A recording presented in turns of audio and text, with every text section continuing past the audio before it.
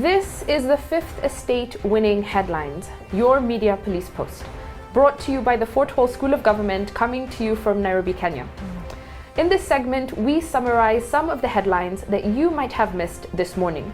But we also take a look at the political pieces that we call cartoons in this country. Today is the 6th of July, 2020, and I am 2J. I'm Tom. And I am DM. Let's take a look at today's headlines. On the Daily Nation, big fight over the easing of lockdown. Yes. The Standard, Paul regrets hopes.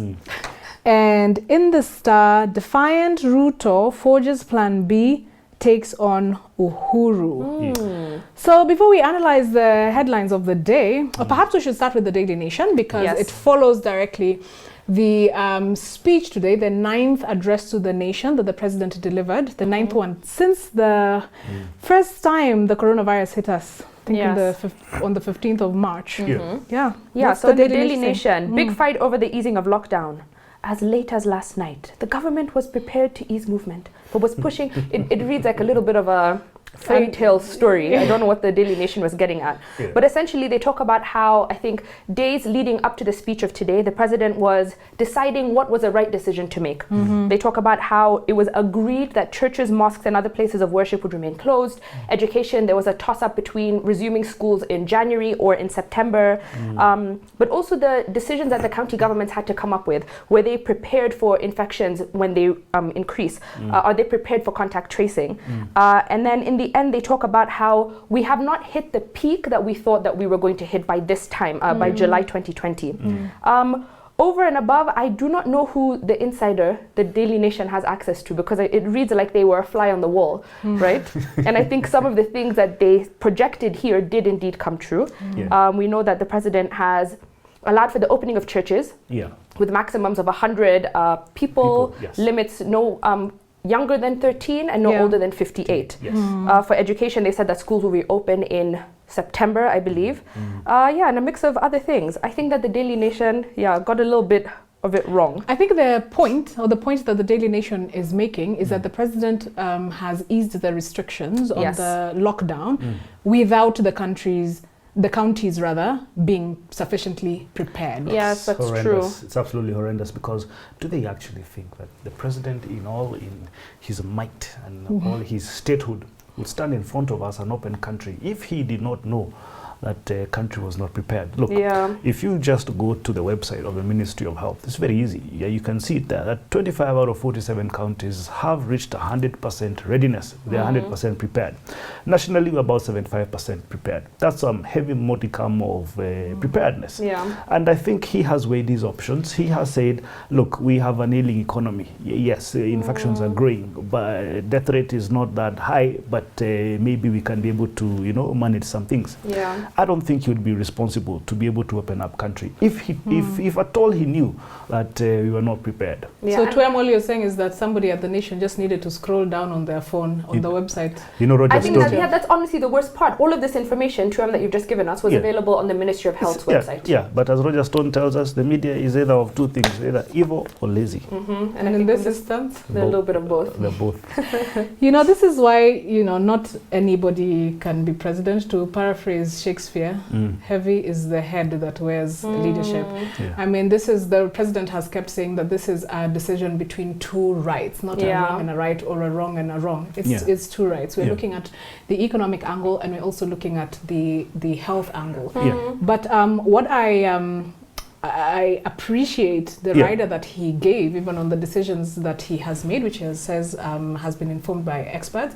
But he's also given us a rider saying that the responsibility also ultimately lies with us. The economy cannot remain closed forever. At some point, it would need to be open. And at this point, it is quite critical that it be open, because it's bleeding. People are really suffering at individual levels, even besides the national level. At individual levels, people are suffering. So I like that he did say that we should approach this easing of restriction with cautious optimism and not with reckless abandon. And I think even adding to what you've said is the fact that he's taken on this idea of the phased reopening. I think that if you look across the border to our neighbors, I will not mention who they are, but you see they're denying that corona exists. You know, schools have reopened, economies have reopened, and we do not know the extent to which they are suffering. So I think the biggest lesson we can take from this is to learn from what other countries are doing. Yeah. The USA took on that same phased approach. You know, they had 3 phases in lots of different states, and if they saw that phase 1 wasn't working, you go back to the lockdown. And I think that's what the president has told us. Yeah. We have a golden opportunity right now. In fact, what did he say? Say that there are 2, every crisis has 2 elements. Yes. First is danger, second is opportunity. Mm-hmm. You must be alive to some things. And also opportunities to be exploited, and the danger is to be averted. Absolutely. On to the Standard, which has a very peculiar headline: Paul regrets hopes. Wow. And the story is referring to the just concluded or concluded last week Malawian elections, and the Standard is saying that there is a wave of soul searching within NASA. Why? Because what the opposition party in Malawi experienced and what NASA experienced in the 2017 elections were actually at a very close parallel. They were similar until there was a departure. The similarity was that the opposition party cried foul, went and presented a petition to the Supreme Court of Malawi, and the Malawian court nullified the election. Only the second election in general election in Africa to be annulled by a court. After the annulment, a rerun was declared, just like it was in Kenya. However, this is the point of departure. In Kenya in 2017, the opposition chose to boycott the rerun, and as we know, the opposition then lost in that second election in October. So the Standard spoke with Wetangula, a former NASA leader, and recently ousted from his own party, and he said that it's regretful what they did, that they didn't participate in the rerun, because actually they could have won like Lazarus Chikwera did with a 58.5% margin. But then also a former NASA leader also, Johnston Muthama, who was the co-chair of the NASA coordination committee at that time, said that he has no regrets over the decision. There are no hard lessons to be learned from the Malawi election, because what had happened in 2017 is that they did not have the money to participate in the polls again. I don't know what the point of this story that's is. Precisely. I think everything from the headline to the story just does maybe not add Wetangula up. sponsored it. To what end? Because it's also not, it would have been more apt last week, but it's a little too late. What do we have in the Star? Defiant Ruto forges Plan B to take, and let me repeat that again. Defiant Ruto forges Plan B, takes on UHURU. I actually think they should have modeled their headline around what William Ruto said over the weekend in Rift Valley. But before I say why, let me just say what he said. He says, and this was, I think he was speaking to people, he says, when you see them coming together because they want to stop me, it means I am not a weak candidate. Just pray for me and you will see. They will be shocked. Right? Now, let's go now to the Plan B they're talking about. It says, now, William Ruto and allies, this is a Plan B. They say, insiders say, former Agriculture CS Mwangi Kionjori Service Party, the Service Party, the one that looks like Blue Band, and the Transformational National Alliance Party, associated with Moses Kuria, would be part of Ruto's 2022 coalition. The United Green Party, goodness sake, and the names are ridiculous, and the Grand Dream Development Party, GDDP, other parties Ruto's strategies would try to bring on board. Man, if I was Ruto, I would fire this strategy. So I mean, what kind of nonsensical plan is this? But however, you come together and then what happens? You see, what William Ruto, I think, should have done, he should have had just one plan.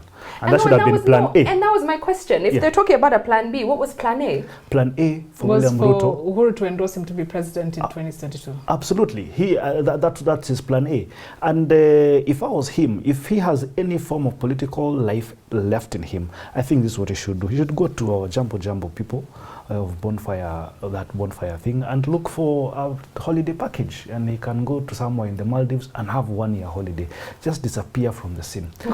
And what are you saying? Let him just disappear, because if he continues to aggress the head of state, because this is aggression, he's actually aggressing the head of state, he will have no chances in the coming government, if at all there's going to be any. I think the gist of this story was that the deputy president is looking for a political vehicle in which to run in 2022, which is a political party. And they're telling us all the options that he has, or the probable options. It's also interesting that a member of his coalition party, or one of his friends, they just said his ally, intimated that they have 4 parties that they're looking at because they don't want to focus on one because it's going to be targeted. I think he let the cat out of the... Or she let the cat out of the bag. Yeah. But then, look, we know that the deputy president is a very astute politician. We know that he has rationalized this forward and played it backward. And we also know that he told us that he is working against the system. And if indeed he is working against the system, it's going to be a Herculean task to first formulate a party in which to formulate a coalition. I mean, this story tells us that a new party has to get approval from the NIS, which I would think is part of the system. I mean, absolutely. They would have to go through hoops. They will be told, to form a party, you need to know the shoe size of all the members, and they all done, ridiculous things. So his best bet, I think, is not to go to the Maldives or to Dubai, but perhaps to negotiate a reconciliation. Yes. So Daisy, have you just told us the plan C for the next few months the Star will tell us about? Plan C. And he has a spectrum of plans. It can even go to Z. But that is the one I'm preferring to him. There's a reason why these people formed that party called Jubilee Asili. Silly. Yeah, very silly ideas. Oh my goodness. On to the political pieces. First of all, have we declared a winning cartoon? Winning headline? No. We haven't. Personally, I think that all the headlines are very bland today. Rubbish, yes. I, however, think that we should do something new and declare a losing cartoon out of all the losers. I most definitely losing headline. Yes, I think that we should toss the Daily Nation, toss the Star, and assign the losing headline to the Standard. To the Standard. What was that? Yeah. The losing headline goes to the Standard. Regrets. On to the political pieces that we call cartoons in this country. Just like the headlines, we have a 3-part criteria that we use to analyze them for you. We ask, is the cartoon humorous or dry? Is it satirical or pessimistic? And finally, is the cartoon effective or is it just plain lazy? Let's begin with the Daily Nation. Daily Nation, you have goodness sake. This is it's a family, I believe. The father, mother, and child. Child is in uniform, and they're about to get out of a room called lockdown, and they're looking for the key. Is that they have the key on their mind? Yeah. I think this cartoon has been overtaken by events because the president just gave directives today about the lockdown, so nobody is confused. Everybody knows that restrictions have been eased. I will say though that it's sparked a thought from the president's speech where he pointed out that the family is a projection of the state, and if we have on the family front right now in Kenya, we're at a sad state because mental health has worsened, GBV, gender-based violence has increased, and teenage pregnancies have escalated. So hope this alleviates because of if we have an economic upturn. I'm going to toss the cartoon. Very toss far. it. Very far. Very far. Very good. The Standard. The Standard. You have this caricature of Russian President Vladimir Putin, and he's seated on his seat, bare-chested and holding a Kalashnikov AK-47, and cross on his neck. Cross on his neck, and right there on the carpet where his seat is. Underneath the seat is a carpet of Donald Trump, caricature of him, and he has his hands spread out, and one of his leg is caricatured as a pen. I think what's very interesting that Gado has done here, the caption is the last Russian Tsar. The gestures that Donald Trump is making with his fingers date back to a 2017 operation called Operation KKK, where a bunch of KKK, members, would you call them? Members. Friends, they went and they had this rally together. And in order for people to not know who they were, they appropriated the okay gesture of, saying everything is okay as a way to identify who they were to each other, sympathizers. So it's a white supremacy. Exactly. Now that has what it has become, a white power. thing. Also interesting is that Trump is depicted as a rug. Yes. Usually in It's a Russia, puppet. that would be a bearskin rug, yeah, with the head of the bear at the Yeah. front there. Absolutely. And I don't know if it's indicative of Trump being in Putin's back pocket or an illustration of their symbiotic relationship Yeah. where the interests align, and that allows Trump, Putin Yeah. to be king. Yeah. And of course, yeah, that's the larger context of this story. Yeah. That some constitutional reforms that were made over the last week Absolutely. have now said that Putin will run until 2036. Essentially, How what old it- is he going to Will be? be president. he will rule until he's 84 years old. Yeah. So the reforms would reset his term limit in 2024. So it would go back to 0, so Yeah. that he can serve 2 more 6-year terms. Wow. I think what was the most interesting thing is that before the vote happened for the constitutional reforms, copies of the constitution that had not yet passed Yeah. were available in bookstores for people to buy. To buy So it was beforehand, a yes. done deal. Yes. Oh, that BBA of theirs passed very fast. I do like this cartoon. It has many visual layers. Yeah. I love it. The star, we have Mudavadi and Uhuru on the corner of a wall looking flirtatious with each other. And it looks from the picture that it is Uhuru who is wooing Mudavadi and he's making circles with his store. But then there also, there is a memory or a vision of a past Mudavadi in the middle of Ruto and Uhuru, who are wooing him at that time based on the winks. But he's holding a toilet roll that says Madimoni. What does it say, Tujay? What you said.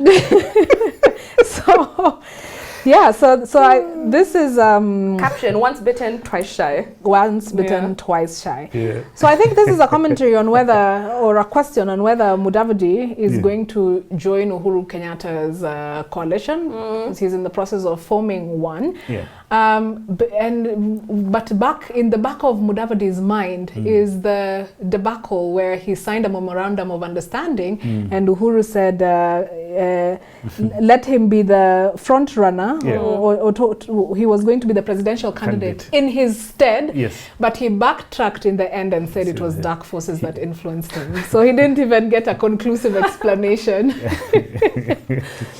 So, I think those are 2 brilliant cartoons from the Star and from the Standard. and from the really. Standard. Shall we award them both, seeing as we have no winning Abs- headline today? absolutely. I agree. We can I agree. compensate. Yes. We have a winning cartoon from Gado of the Standard and Ozone of the Star. So before we get into our final thought, I'd like to remind our viewers to click on the subscribe button on our YouTube channel. So what is our final thought? And now, our final thought. It is inspired by a book entitled The Logic of Political Survival by Bruce Bueno de Mesquita, Alistair Smith, Randolph M. Siverson, and James D. Morrow. All these fellows came together to write a book. Yes, they did. They're academics. So this week, we're going to be dedicating a series of books to our favorite Kenyan political actors. And today, the book, The Logic of Political Survival, is dedicated to none other than His Excellency Uhuru Kenyatta. So this book is a collective effort to solve a fundamental political puzzle. And I'll just read verbatim what they write in the book, because I think they get it perfectly. Why are leaders who produce peace and prosperity turned out of office only after a short time, while those who produce corruption, war, and misery endure in office? So their ideas formulate that since political survival is dependent on followers' support, one puzzle is democratic governments kind of appear to offer more to their citizens than autocrats do. But autocratic leaders, they say, stay in office roughly twice as long as leaders in democratic countries. Okay. Think about that. So one of the conclusions of this book is that in many cases, good policies are detrimental to political survival. I'll say that again. Good policies are detrimental to political survival. I love it. But bad policies often enhance political survival. Yes. So in this book, they draw on something called selectorate theory, which is how 3 groups of people affect different leaders. So these 3 groups are the nominal selectorate, the real selectorate, and the winning coalition. I think if you remember when we did the Dictator's Handbook, I think last year, we covered some of these ideas. So if you think of it as phases of 3 circles, you have the nominal selectorate, which is the largest group, the biggest outer circle, Yes. also referred to as the interchangeables. This includes every single person who has something to say about their leader. You can think of this as people on a voter registration. Then you have in the inner circle your real selectorate, also known as the influentials. These are the people who really choose the leader. So yes, you may have your registered voters, but who actually goes out to vote. Yes. And then lastly, in the middle, you have your winning coalition, also referred to as your essentials.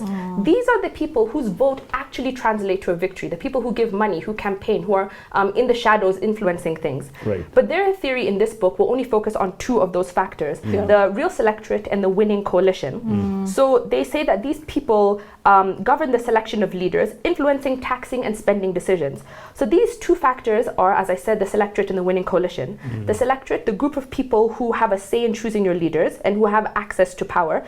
But then you have the winning coalition, which are even more important. The subgroup of the selectorate who maintain the incumbents in office in exchange for receiving special packages. So the fundamental premise of this book, or of selectorate theory, is that the primary goal of a leader is to remain in power. And to remain in power, he has to maintain his winning coalition. And so if the winning coalition is small, members will be loyal and dedicated because they have much to lose if their leader is replaced. But if a winning coalition is large, it's better for everyone because it's conducive to the production of public goods.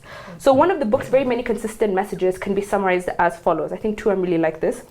Good policies are bad politics. Very good. And bad policy is good politics. Fantastic. So I think ultimately the benefit of this book is that they draw upon a mathematical framework, statistical testing, and offers lots of historical case studies to kind of validate this argument that they have. It's a very intense kind of academic book, but I think it's very worthwhile for anybody who's interested in political science and political economy and structures of that nature. So Tuja, you're dedicating the prescription about widening the winning coalition in order that it may extend to public good. Exactly. That's why you're dedicating that to UHURU Kenyatta. Okay. Another dedication, a section of this book that I would dedicate to UHURU Kenyatta, is a section that's called All Incumbents Have Rivals. It says, they say, the authors, that the genesis of this rivalry in particular is succession, especially when the succession is contested. The incumbent becomes a target, and the incumbent does not become a target at the end of his or her term when the succession is near, but even quite earlier on, because even as the incumbent is in office and is serving, there's many who are eyeing his office. It's true. So historically, incumbents world over and throughout history have known this, and some have taken very drastic measures to protect their office, and he gives very many examples. I will give two.